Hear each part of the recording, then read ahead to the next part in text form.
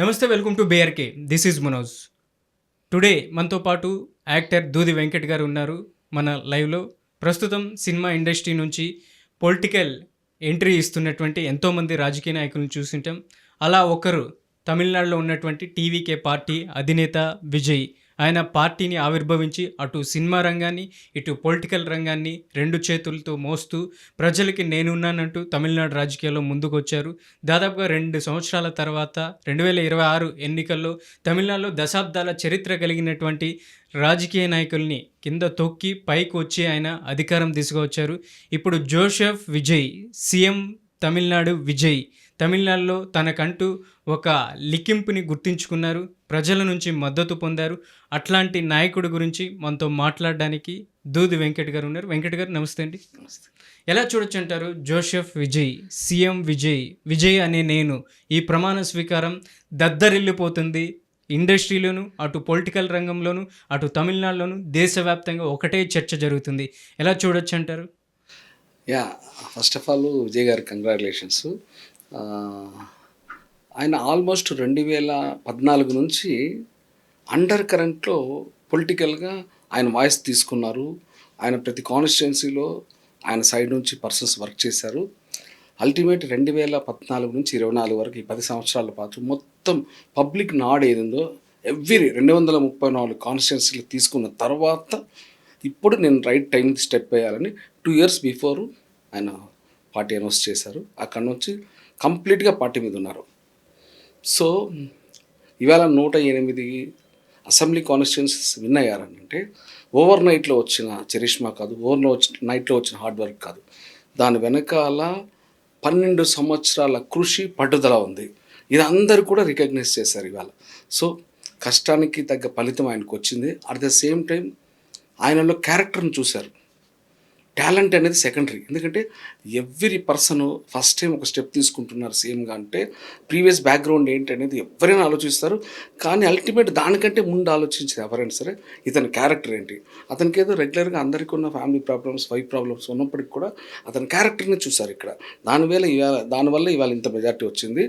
So ఇక విజయ్ గారు ఏ topic పక్కన పెట్టేసి మనం స్ట్రైట్ అవే మన విజయ్ గారి గురించి మరొక క్వశ్చన్. ఒక యాక్టర్కి ఒక సీఎం స్థాయికి ఎదిగేటువంటి ఎలాంటి పాసిబుల్ ఉంటుంది అంటారు? చాలా వరకు విజయ్ టీవీకే పార్టీతో ముందరకు వచ్చినప్పుడు మొన్న ఎన్నికల ప్రచారంలో కూడా పెద్ద ఎత్తున విమర్శలు చేశారు. సీనియర్ ఎన్టీఆర్, ఎంజేఆర్, ఆ తర్వాత వచ్చినటువంటి జయలలిత అంతవరకే యాక్టర్ని ఆదరించారు రాజకీయాల్లో. ఇంకా యాక్టర్లకి రాజకీయాల్లో వాళ్ళకంటూ ఒక గుర్తింపు అనేది ఉండదు. ప్రజా సంక్షేమం కోసం పాటుపడేటువంటి వ్యక్తులకే ఉంటుంది రాజకీయాల్లో అన్న నానుడి తమిళనాడు రాజకీయాల్లో పెద్ద ఎత్తున చేసినప్పటికీ ఆ స్థాయిలో విజయ్ నెట్టుకొచ్చారు. ఎలా చూడొచ్చు అంటారు? ఏఎండిఎంకే డిఎంకే రెండు పార్టీలు కూడా వాళ్ళు సినీ ప్రస్థానం నుంచి వచ్చిన వాళ్ళే. వాళ్ళు ఏదో వేరే ప్రొఫైల్ తీసుకొని వచ్చిన వాళ్ళు కాదు. కంప్లీట్ వాళ్ళు సినిమా ప్రస్థానమే. సో దాని తర్వాత జయలలిత గారు, కరుణానిధి గారు, ఎంజీఆర్ గారు వీళ్ళంతా కనుమరుగైపోయారు. కాబట్టి ఇప్పుడు అది వచ్చేసి వాళ్ళ వారసులు తీసుకున్నారు. అక్కడ పళనిస్వామి గారు ఇంకొకరు తీసుకున్నారు. పక్కన పెట్టేస్తే ఎవరికైనా సరే ప్రస్థానం అనేది ఫస్ట్ స్టార్ట్ అయింది డిఎంకే ఏడిఎంకే సినిమా ప్రస్థానమే. అలాగే విజయ్ గారికి స్టార్ట్ అయింది. సో ఈవెన్ ఇప్పుడు అజిత్ గారు అదే పొజిషన్ అజిత్ గారు తీసుకోనంటే ఆయన కూడా బ్రహ్మరథం పడతారు. ఎందుకంటే ఇక్కడ పవన్ కళ్యాణ్ గారికి ఎంత ఇమేజ్ ఉందో అదే ఇమేజ్ విజయ్ గారికి అండ్ అజిత్ గారికి కూడా ఉంది. బట్ అజిత్ గారు రాలేదు, ఈయన వచ్చారు. బట్ నేను చెప్పాను కదా, మీ గ్రౌండ్ వర్క్ చేశారు. 12 ఏళ్ళ గ్రౌండ్ వర్క్ అది ఓవర్నోట్లో రాలేదు. చాలా వరకు ఒక కమల్ హాసన్, ఒక రజనీకాంత్, ఒక విశాల్ తమిళ రాజకీయాల్లో చాలా వరకు ఒక విజయకాంత్ ఇట్లాంటి యాక్టర్లు చాలా వరకు చూసాం. వాళ్ళందరికీ రాజకీయాల్లో రాలేనిది విజయ్ వచ్చి చూపించాడు అన్నదానికి ఏమంటారు? రెండే రీజన్స్. ఒకటి ఆయన 10 years గ్రౌండ్ వర్క్ చేసుకున్నారు. 2 years పార్టీ అనౌన్స్ చేసుకొని వర్క్ చేశారు. అదొకటి. రెండవది వచ్చి ఆయన యంగ్ కుర్రోడు, ఆల్మోస్ట్ 52 ఏళ్ళు. సో కమల్ హాసన్ గారు, రజనీకాంత్ గారు వాళ్ళు కూడా అలానే గ్రౌండ్ వర్క్ చేసి అట్ ద ఏజ్ ఆఫ్ యంగ్స్టర్స్గా ఉన్నప్పుడు చేస్తుంటే మేబీ వాళ్ళకు కూడా వర్కౌట్ అయ్యేది. సో వాళ్ళు ఆ పని చేయలేదు. సో అది ఒక విధంగా చెప్పాలంటే మిస్టేక్స్ అని అనాలి.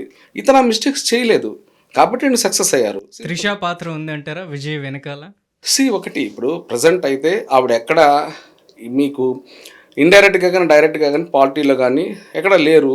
సో రూమర్స్ అనేది డెఫినెట్లీ ప్రతి చోట రూమర్స్ అనేది కామన్ వస్తుంటాయి.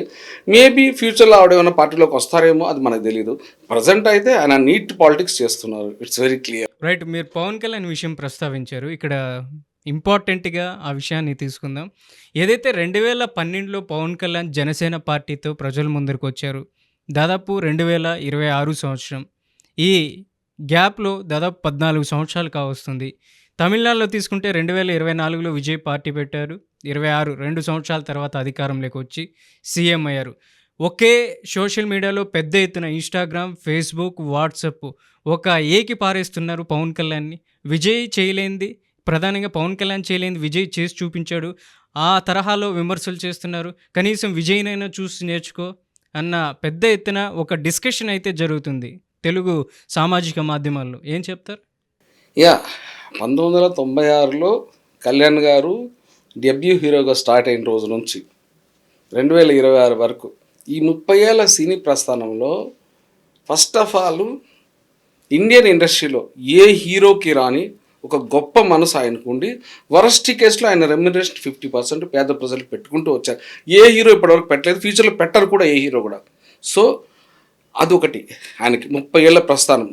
ఇక రెండవది వచ్చి 2008లో ప్రజారాజ్యం పెట్టినప్పటి నుంచి ఆయన పాలిటిక్స్లో ఉన్నారు. సరే, అన్ఫార్చునేట్లీ చిరంజీవి గారిని మానసికంగా చంపేయడం వల్ల ఆయన పార్టీని చేసేసారు, విలీనం చేశారు. సరే, అప్పట్లో రంగా గారిని శారీరకంగా చంపేశారు, ఇతన్ని మానసికంగా చంపేశారు. దాని రీజన్స్ అనేది పక్కన పెడదాం, ఎవరు చంపేశారు అనేది ఇక్కడ ఈ డెబ్యూట్లో మనకు షార్ట్ టైం ఉంది, అది పక్కన పెడదాం. సో 2008 నుంచి పాలిటిక్స్లో కళ్యాణ్ గారు ఉన్నారు. 2014లో ఆయన ఇండివిజువల్గా పార్టీ పెట్టారు, రైట్. సో అయితే మీకు ఒకటే, ఇవాళ చంద్రబాబు గారిని 2014లో కన్నా ఈయన మద్దతు ఇవ్వకపోతే ఏమి ఆశించకుండా నిస్వార్థంగా అవాళ వైసీపీ గవర్నమెంట్ 100% రావాలి వచ్చేది. సో నిస్వార్థంగా సేవ్ చేశారు. చేసినప్పుడు చంద్రబాబు గారు ఎలాంటి వ్యక్తి అంటే ఎంగిలి చేత్తో కాకిని కూడా ఇదిలించరు. అంటే ఆ మెతుకులు కూడా ఎక్కడ పడిపోతే కాకులు తినేస్తాయని అంత అమాయకులు ఆయన, విదిలించరు చేయని. అలాంటి వ్యక్తి 2014 నిస్వార్థంగా మీ గవర్నమెంట్ రావడానికి పనిచేసినప్పుడు ఒక ఎమ్మెల్సీ ఇచ్చి ఒక 5 ఏళ్ళు మీరు డిప్యూటీ సీఎం ఇస్తే ఆ రోజు మీరు హీరో అయ్యేవాళ్ళు. మీరు డెఫినెట్లీ ఆంధ్రప్రదేశ్లో హీరో అయ్యేవారు. మీకు తీసుకోవడం తప్ప నుంచి ఇవ్వడం అనేది మీ డిఎన్ఏ కాదు. It's very clear. దానికి కావాలంటే 100 ఎగ్జాంపుల్స్ నేను 4 చెప్తా పర్ఫెక్ట్గా కావాలంటే. సో పక్కన పెడితే ఆవేళ ఫస్ట్ మీరు వాళ్ళ అమ్మాయిని పెళ్లి చేసుకోవడం ఒకటి, తర్వాత రెండోది లక్ష్మీపార్వతి రావడం ఇంకోటి, తర్వాత బాలకృష్ణ గారి అమ్మాయిని పెళ్లి చేసుకోవడం ఇంకోటి, ఇప్పుడు ఫైనల్గా 4వసారి కళ్యాణ్ గారిని వాడుకోవడం. సో ఇట్లా ఇది మీరు వాడుకోవడం అనేది ఇన్బిల్ట్, మీ డిఎన్ఏలో ఇన్బిల్ట్ అయిపోయింది. ఇట్స్ ప్రూడ్ అనమాట. సో కాబట్టి జరిగిపోయిన లైఫ్ పక్కన పెట్టేద్దాం, కాసేపు జరుగుతున్న లైఫే తీసుకుందాం. మీరు దీనస్థితిలో ఉంటే మీరు వచ్చి కళ్యాణ్ అన్నని అడగలేదు, తనంతకు తను వెళ్ళి మీ డోరు కొట్టి మీకు నిస్వార్థంగా చేసినప్పుడు ముష్టేశారు. 20 ఎమ్మెల్యేలు 2 ఎంపీలు 1% ఉన్న బీజేపీ వద్దు, వైసీపీ జగన్మోహన్ రెడ్డిని కలుపుకొని వెళ్దామని నరేంద్ర మోడీ గారు పవన్ కళ్యాణ్ గారిని అంటే కూడా ఆయన వినకుండా వద్దు, చంద్రబాబు నాయుడు అనే వ్యక్తి కన్నింగ్ వద్దని స్ట్రైట్ అవే చెప్పారు నరేంద్ర మోడీ గారు. మీరు తీసుకొచ్చి కలిపారు. కలిపిన దానికి ఏమైంది? అటు నరేంద్ర మోడీ గారు కూడా 1% ఉన్న నరేంద్ర మోడీ గారు 6 సీట్లు తీసుకున్నా, ఎంపీలు 10 ఎమ్మెల్యేలు తీసుకున్నా. మీకేమో 14% ఉంటే 21 ఎమ్మెల్యేలు 2 ఎంపీలు ఇచ్చా. ఆయన 144 చంద్రబాబు గారు ఎమ్మెల్యేలు తీసుకున్నా, 17 ఎంపీలు తీసుకున్నా. ఎవరికి ద్రోహం జరిగింది? మీకే ద్రోహం జరిగింది. కానీ మీరేదో గడ్డు కాలంలో ఉంది, ఆయన దీన పరిస్థితుల్లో ఉన్నారు, ఏదో మీకు అతి మంచి తరమైన ఒక జబ్బు ఉంది కాబట్టి కన్విన్స్ చేసి ఇచ్చేసారు. మొత్తానికి మీరు అన్నట్టు దాంట్లో పాయింట్ ఉంది. 2012లో వైఎస్ఆర్ కాంగ్రెస్ పార్టీ ఆవిర్భవించింది, 2019లో అధికారంలోకి వచ్చారు 8 ఏళ్ల తర్వాత. అదే 2014లో జనసేన పార్టీ ఆవిర్భవించింది. దాదాపు ఇవాల్టి వరకు ఏదైతే ప్రధానంగా 14 సంవత్సరాలు పూర్తిగా వస్తుంది. డిప్యూటీ సీఎంకి మాత్రమే పవన్ కళ్యాణ్ పరిమితం అవుతాడా? ఇంతటితోనే పవన్ కళ్యాణ్ ఆగిపోయారనుకుంటున్నారా? అదే 2014లో మీరు సోలోగా కంటెస్ట్ చేసింటే 175 కాన్స్టిట్యున్సీస్ 25 ఎంపీలు, ఆ టర్మ్ రాకపోయినా సరే ఎన్నో కొన్ని వచ్చేటి. నెక్స్ట్ 19 కంటెస్ట్ చేసినా ఆ టర్మ్ రాకుండా ఇంకా కొంచెం పెరిగేది. ఇప్పుడు డెఫినెట్లీ మీరు 26 మీరే కొట్టేవాళ్ళు, మీరే సీఎం. సో ఈ అతి మంచితనాన్ని 2 వ్యక్తులు 2 పార్టీలు క్యాష్ చేసుకుంటున్నాయి. ఒకళ్ళు చంద్రబాబు నాయుడు గారు, ఇంకోళ్ళు నరేంద్ర మోడీ గారు. ఇద్దరు పార్టీలు 2 వ్యక్తులు మీ అతి మంచితనాన్ని క్యాష్ చేసుకుంటారంటే ఆంధ్రప్రదేశ్లో జనాలు ఎవరు ఎర్రి పుష్పాలు కదరు, ఎవరు చూస్తూ ఊరుకోరు. సో చేస్తే అది ఆ అతి మంచితనాన్ని చేస్తే పబ్లిక్ వాడుకోవాలి, మీరు పబ్లిక్ కోసమే పని చేయాలి. కాబట్టి వీళ్ళు వాడుకుంటారని అంటే దానికి ఒక ఎక్స్పైరీ డేట్ ఉంటుంది, ఆ డేట్ అయిపోయింది, ఇంకా అంతా ఉండదు. ఇప్పుడు కన్ఫామ్డ్గా ఈ బ్యాలెన్స్ ఉన్న 3 ఏళ్లలో 1 సంవత్సరం అనేది ఆయనకు సీఎంగా కళ్యాణ్ గారికి ఇవ్వాలి. నెక్స్ట్ మళ్ళీ పొత్తులోకి వెళ్తే ఫస్ట్ 2 ఇయర్స్ కళ్యాణ్ గారికి ఇచ్చి తర్వాత వాళ్ళు ఎవరన్నా ఉన్న టీడీలో మాకు నన్నా బిజినెస్ దానికి తగ్గట్లే ఎమ్మెల్యేలు ఎంపీ సీట్లు కూడా ఇవ్వాలి. ఈసారి ఏదో 21, 2 ముస్టేషన్ వేసి తీసుకోవడానికి ఎవరు లేరు. సరే మీరు ఆయన్ని ఇంకా మాయ చేస్తారు, ఏదో చిన్నపిల్లాడికి పప్పరమింట్ ఇచ్చినట్టుగా మాయ చేసుకొని. రైట్. మొన్న అసెంబ్లీ సమావేశాలు జరుగుతున్నప్పటి సందర్భంలో కూడా పవన్ కళ్యాణ్ గారు ఒకటే చెప్పారు, మీరు వినే ఉంటారు, విజన్ 2044 వరకు చంద్రబాబు నాయుడు మేము కలిసే ప్రభుత్వాన్ని ఏర్పాటు చేస్తాం, ఆ దిశగానే డెవలప్మెంట్ కోసం తీసుకెళ్తామని కూడా చెప్పారు. మరి ఎలా ప్రమోట్ చేయొచ్చు సీఎంగా పవన్ కళ్యాణ్ మీరు అన్నట్టు విధంగా? మీకు ఇంకా అడ్వాన్స్డ్గా నేనే చెప్తా, క్వశ్చన్ ఇస్తా. ఆయన ఏమన్నారు, 15 సంవత్సరాలు నేను చంద్రబాబు కింద పనిచేయడానికి రెడీగా ఉన్నాను అనుకుంటున్నారు. మీరు ఆ విజువల్ చూసారు లేదా నాకు తెలియదు. 15 years చంద్రబాబు నాయుడు కింద పనిచేయడానికి నేను సిద్ధంగా ఉన్నా, నా కార్యకర్తలు కూడా ఆ రూట్లోనే తీసుకెళ్తా అని అంటున్నారు కదా. మీరు రామ్ చరణ్ గారు కూడా నన్ను పేరు పెట్టి పిలిచే అంత పరిచయం నాకు. రామ్ చరణ్ గారు ఒక మాట అన్నారు ఒకసారి, మా నాన్నగారు ఇచ్చిన ఆస్తి నాకు నిజమైన ఆస్తి కాదు, క్యారెక్టర్ ఉంది, డిసిప్లిన్, అదే నాకు నిజమైన ఆస్తి, టాలెంట్ సెకండరీ అన్నారు. దాన్ని లక్షల కోట్ల మంది ఇవాళ ఫాలో అవుతున్నారు. అట్లాగా ఇవాళ కళ్యాణ్ అన్న కింద పనిచేయడానికి కూడా చంద్రబాబు నాయుడు గారు సరిపోరు. చంద్రబాబు నాయుడు గారి కింద కళ్యాణ్ అన్న పనిచేయడానికి కాదు, మీరు బాగా అండర్లైన్ చేసుకుని సరిపోరు. ఎందుకంటే మీరు ఎదుటి వ్యక్తులకి హెల్ప్ చేసిన వాళ్ళకి తిరిగి మీరు చేయలేనప్పుడు ఇంకేదో మీరు ఎవరికో ఎందుకు చేస్తారు, చేసే డిఎన్ఏ మీది కాదు. ఇన్ కేసు మీ మాయమాటలతో ఒకవేళ కన్యానన్న ఒక స్టేజ్లో మీకు అతి మంచితనంతో బెండ్ అవ్వచ్చేమో, కానీ మాకు అతి మంచితనం లేదు, మాకు ఓన్లీ మంచితనమే ఉంది. చంద్రబాబు నాయుడు గారిలాగా ప్రతి ఒక్క జన సైనికుడు వీర మహిళ ఆలోచిస్తున్నారు. నేను ఒక కాపు బిడ్డలే కాదు, ఇంకా వేరే కమ్యూనిటీస్ అందరూ కూడా అలానే ఆలోచిస్తున్నారు. ఇవాళ 25% ఉన్న మేము కాపులు, 5% ఉన్న కమ్మలు, 5% ఉన్న రెడ్లు జీవితకాలం పల్లకి మొయ్యాలంటే మోసే స్టేజ్లో మేము లేము, డిసైడ్ అయిపోయాము. రైట్.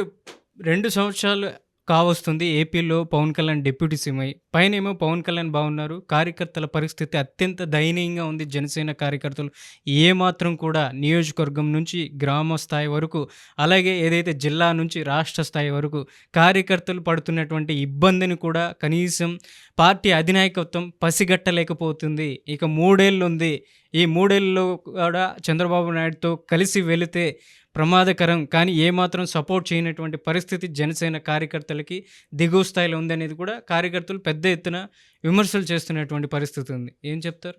ఏమంటే నేను 175 కాన్స్టిట్యున్సీలో నాకు కుదిరినప్పుడు డైరెక్ట్గా కలుస్తున్నా, కుదిరినప్పుడు ఫోన్లో మాట్లాడుతున్నా.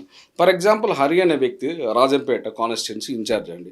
ఆయన డైరెక్ట్గా వీక్ డేస్ బ్యాక్ అనుకుంటా మీ వాయిస్ ఓపెన్ చేసేసి బయటకు వచ్చి మాట్లాడేస్తారు. సో ఇలా ప్రతి ఒక్కరూ 175 కాన్స్టిట్యున్సీలో సంసిద్ధంగా ఉన్నారు. ఎందుకంటే వాళ్ళకి అర్థమైపోయింది, ఇవాళ మేము 2014లో భిక్ష పెట్టాం, 2024లో మాకు అవకాశం ఉండింది. ఆ రోజు ఎన్ని కావాలంటే ఎమ్మెల్యేలు, ఎన్ని కావాలంటే ఎంపీలు ఇచ్చేవాళ్ళు. ఇంకో 2 ఏళ్ళు ఫస్ట్ మేమే సీఎంగా ఉంటే ఉన్నా కూడా చంద్రబాబు గారు ఇచ్చేవాళ్ళు. ఆయన పరిస్థితి అది, దాన్ని కూడా క్యాష్ చేసుకోలేకపోయారు. కళ్యాణ్ గారికి తెలియదు, అది అతి మంచిదనమే తెలుసని వెక్స్ అయిపోయి ప్రతి ఒక్కరూ ఇవాళ 175 కాన్స్టిట్యూన్సీలో బయటికి రావడానికి రెడీగా ఉన్నారు. నాకు తెలిసి ఈ సంవత్సరం లాస్ట్ లోపల, ఈ 2 లోపల అందరూ బయటకు వచ్చేస్తారు. అప్పుడు కళ్యాణ్ అన్నకి ఆంజనేయ స్వామి బలం ఆంజనేయ స్వామికి తెలియదు, పక్కన వాళ్ళు ఒకరు చెప్పాలి వచ్చి. అట్లాగా ఆయన స్థాయి ఏంటనేది ఆయన పబ్లిక్లో ఆయన ఏంటంటే సీఎం స్థాయి. ఆయన ఒకటి ఇవాళకి కూడా చంద్రబాబు గారు మాయలో నుంచి రియలైజ్ అవుతారు, చంద్రబాబు గారి జైల్లో నుంచి రిలీజ్ అవుతారు. ఇవి 2 జరుగుతాయి, కన్ఫామ్డ్గా జరుగుతాయి. మీరు వేచి చూడండి, వెరీ షార్ట్ టైమే. రైట్. మీరు అన్నట్టు విధంగా ఏదైతే ప్రధానంగా షార్ట్ టైంలో ఏదైనా మార్పులు జరగచ్చని జనసేన పార్టీ అంటున్నారు. మరి నెక్స్ట్ ప్రధానంగా ఏదైతే నరేంద్ర మోదీ ఏదైతే పవన్ కళ్యాణ్తో హైదరాబాద్లో సమావేశం అవడం, ఆయనకు అనారోగ్యం క్షీణించడం, పవన్ కళ్యాణ్ని ఆయన పరామర్శించడం, ఇవన్నీ ఒక ఎత్తు అయితే, దాదాపు అదే సమయంలో ఏదైతే కొంచెం అటు ఇటుగా 1 గంట వ్యవధిలోనే చంద్రబాబు నాయుడు నివాసానికి కూడా ప్రధాని మోదీ వెళ్ళారు. గంట సేపు భేటీ అయ్యారు. ప్రధానంగా ఏదైతే పాలిటిక్స్ గురించి, రాబోయేటువంటి రోజుల్లో ఆంధ్రప్రదేశ్లో ఉన్నటువంటి పరిస్థితుల గురించి మాట్లాడారు.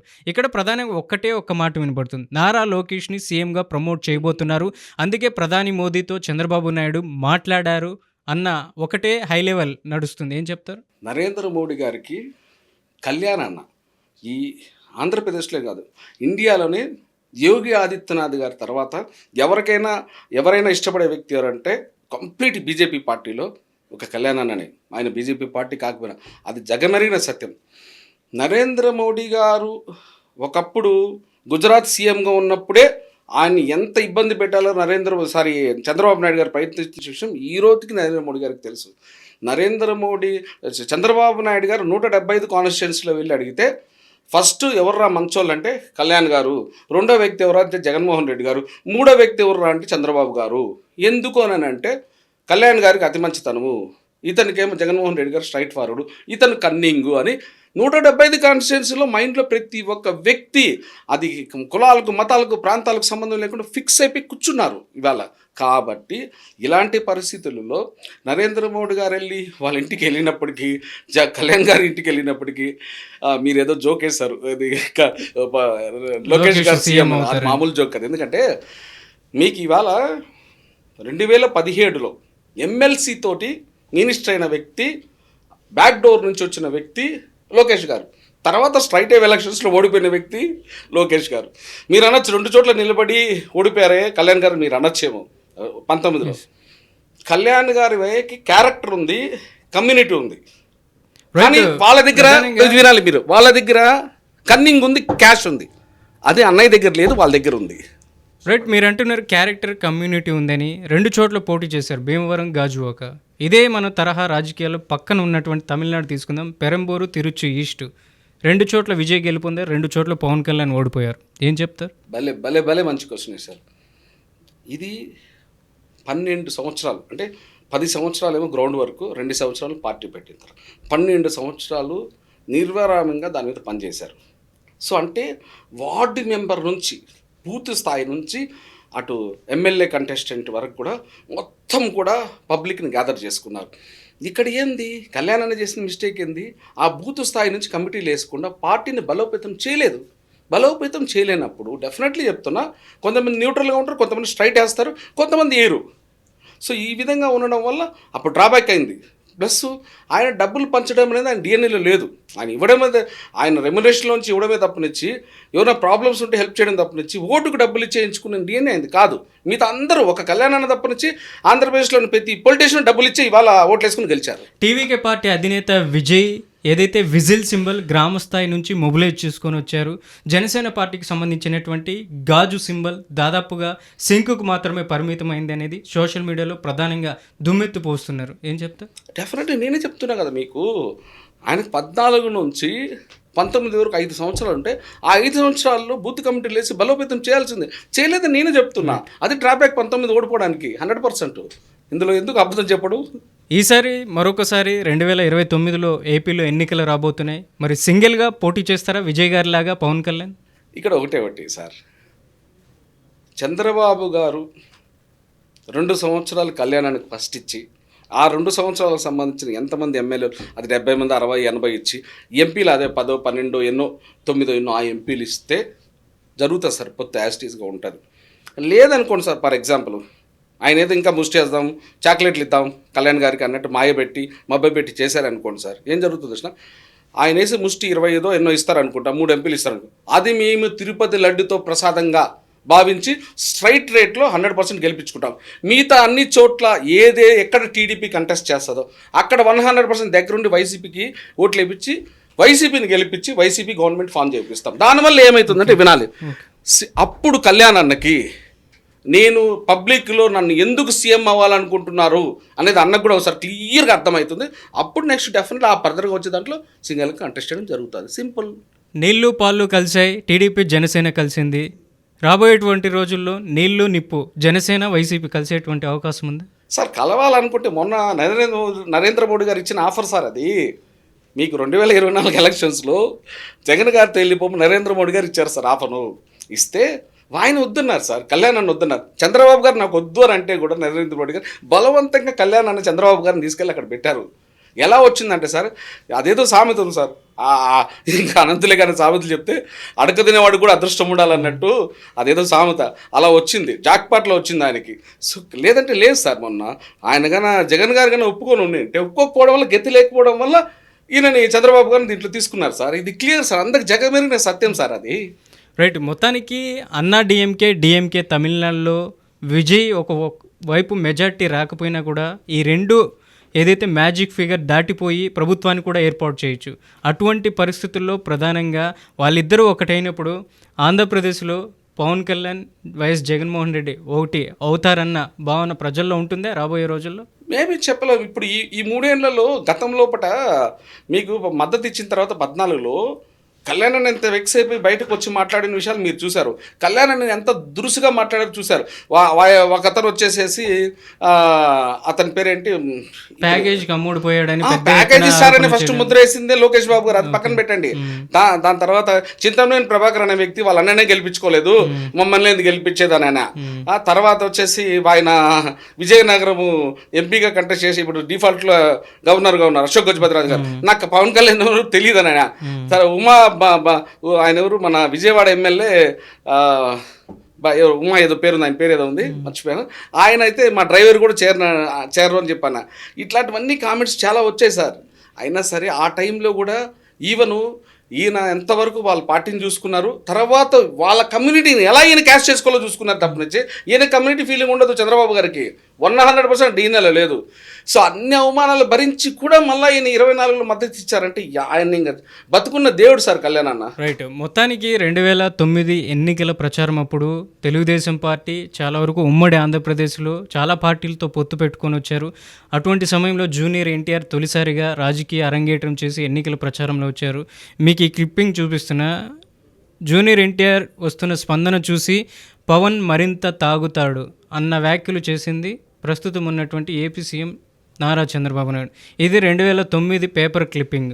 ఈ క్లిప్పింగ్ ఇలా విమర్శలు చేసిన తర్వాత కూడా 2014లో జనసేన పార్టీ పెట్టడం, టీడీపీతో కలవడం, ఎక్కడ కూడా పోటీ చేయకపోవడం, మళ్ళీ టీడీపీ నుంచి బయట వచ్చేయడం 2017లో, మళ్ళీ 2019లో ఏదైతే ప్రధానంగా సింగిల్గా జనసేన పార్టీ పోటీ చేయడం, డిపాజిట్లు దక్కకపోవడం, 2024లో మరోసారి తెలుగుదేశం పార్టీతో కలవడం.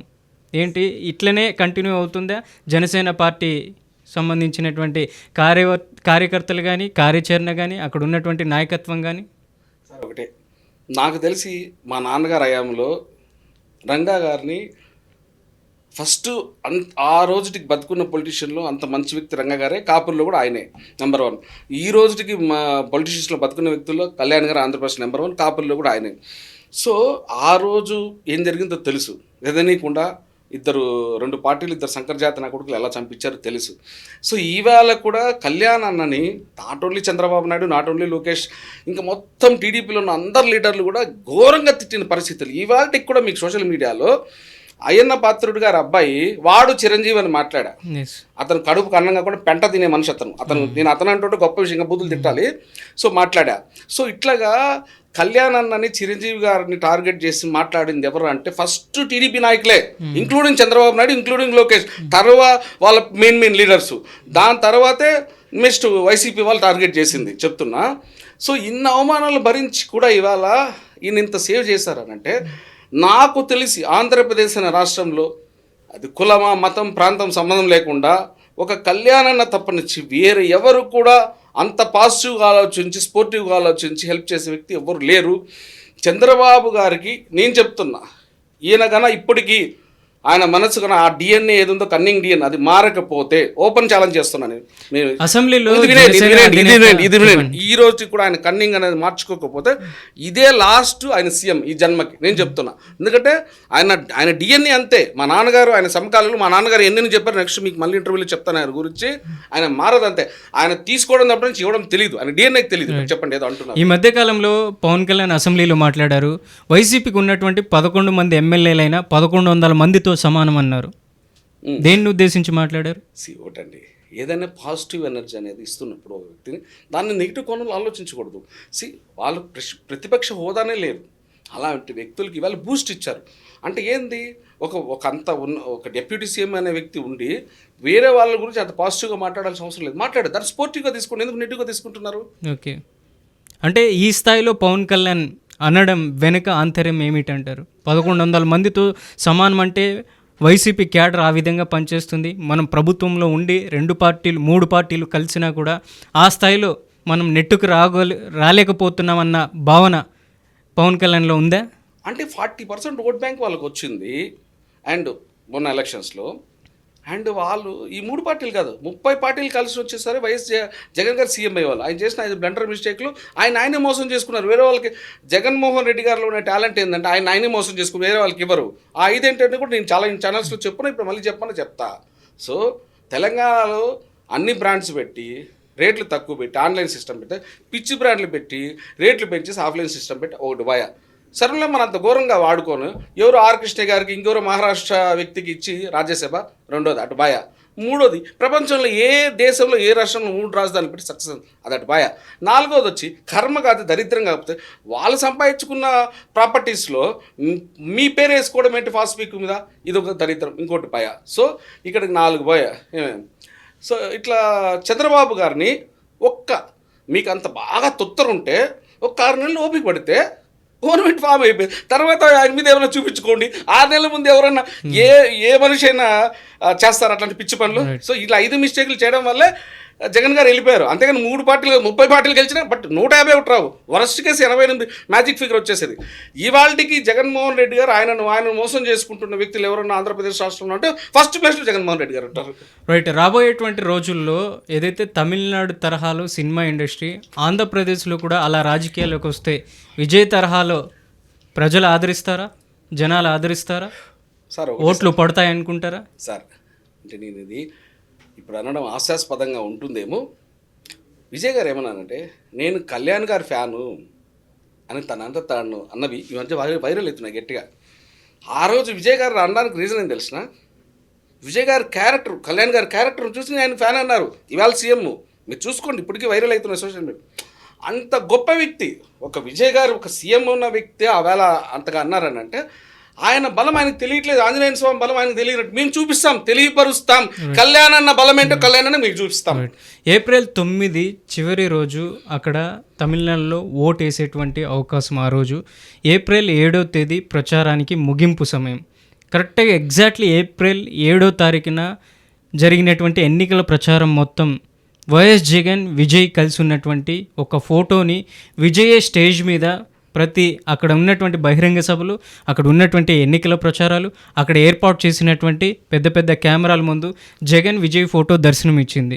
ఎందువల్ల అంటారు? ఫైనల్గా చివరి రోజు ఎన్నికల ప్రచారంలో అక్కడికే వచ్చానండి. ఇప్పుడు ఫర్ ఎగ్జాంపుల్ విజయ్ గారు క్రిస్టియన్ అండి, అంటే వాళ్ళ నాన్నగారు క్రిస్టియన్, వాళ్ళ అమ్మగారు హిందూ, ఆయన క్రిస్టియన్. కానీ ఆయన ప్యూర్గా ఈ రోజుకి గుడికి వెళ్తారు, చర్చికి వెళ్తారు, మస్జిద్కి వెళ్తారు, బొట్టు పెట్టుకుంటారు, మన హిందూ సాంప్రదాయం ప్రకారం తాయెత్తు కట్టించుకుంటారు, ప్రసాదం తింటారు, అన్నీ చేస్తారు. ఆయన అక్కడ ఫస్ట్ ఆఫ్ ఆల్ ఒక క్రిస్టియన్ వ్యక్తిగా చూడట్లేదు. కానీ జగన్మోహన్ రెడ్డి గారు ప్యూర్లీ క్రిస్టియన్ వ్యక్తిగా చూస్తున్నారు. వాళ్ళ నాన్నగారిని మళ్ళీ చూడాలి, ఆయన క్రిస్టియన్ అయినా. At the same time Jagan గారు ఒక మ్యారేజ్లో వీళ్ళిద్దరు కలుసుకున్నారు. ఏదో ఒక 20 నిమిషాలు అర్ధగంట మాట్లాడుకుని చిన్న ర్యాపో వచ్చింది. ఆ ర్యాపో ప్రకారం అక్కడ మనకు సంబంధించిన తెలుగు వ్యక్తులు కూడా తమిళనాడులో ఒకప్పుడు ఈవాల్టికి వరస్ట్ కేసులో 35% ఆఫ్ ద పీపుల్ వచ్చి తెలుగు వ్యక్తులు. సో ఎంతో కొంత నాకు బెనిఫిట్ అవ్వచ్చు ఓట్ బ్యాంక్ అని ఆయన షో చేశారు. సో వాళ్ళకున్న అండర్స్టాండింగ్లో అది తప్పెందుకు అవుతుంది? రైట్. ఫైనల్గా ఒక క్వశ్చన్, ఏదైతే త్వరలోనే నారా లోకేష్ ఆంధ్రప్రదేశ్ రాష్ట్రానికి నారా లోకేష్ అనే నేను సీఎం కాబోతున్నారు. మరి పవన్ కళ్యాణ్ అభిప్రాయం ఎట్లా ఉంటుంది? పవన్ కళ్యాణ్ రాబోయేటువంటి రోజుల్లో ఆయన పాత్ర ఎంతవరకు ఉంటుంది కూటమిలో అంటారు? సార్ నారా లోకేష్ అనే నేను అక్కడికి అయిపోతాను, నేను దగ్గర అయిపోతాను సార్. ఆ తర్వాత ఏముండదు సార్.